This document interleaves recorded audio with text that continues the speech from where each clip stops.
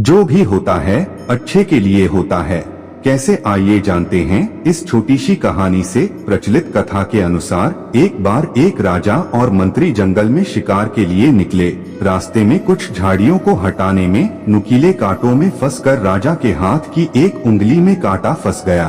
कुछ दिनों बाद इतना गहरा जख्म हुआ जिस कारण राजा के हाथ की उंगली को ही काटना पड़ा। राजा को बहुत ही दुख हुआ। इस पर मंत्री ने राजा को कहा, महाराज चिंता न करें, जो होता है अच्छे के लिए ही होता है।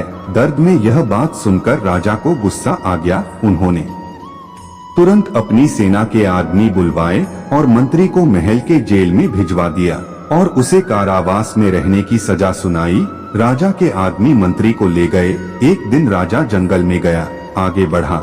आगे आगे जाने पर कुछ कबीले वालों ने राजा की बलि देने के लिए राजा को घेर लिया।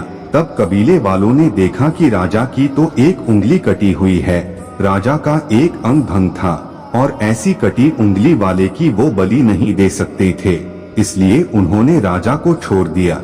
उंगली कटी हुई होने से राजा की जान बच गई। तब राजा को मंत्री की बात समझ आई। वो महल गया और तुरंत मंत्री को जेल से प्रेम पूर्वक बाहर निकला और उसे सारी बात बताई। राजा ने मंत्री को कहा, भगवान ने मेरी तो जान बचाई, लेकिन मैंने तुम्हें जेल में कैद कर अपमानित किया।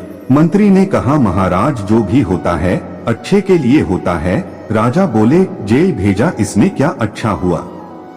तब मंत्री मुस्कुराया और कहा कि अगर मैं जेल में नहीं होता और आपके साथ होता तो कबीले वाले आपको तो छोड़ देते, लेकिन मेरी बलि दे देते। तो दोस्तों, इस घटना से यह समझ लेना चाहिए कि कई बार हमारी जीवन में ऐसी बातें हो जाती है जो उस वक्त तो हमें बुरी लगती, दुखी करती है, लेकिन आगे जाकर हमें मालूम पड़ता है कि वो हमारे अच्छे के लिए ही हुई थी।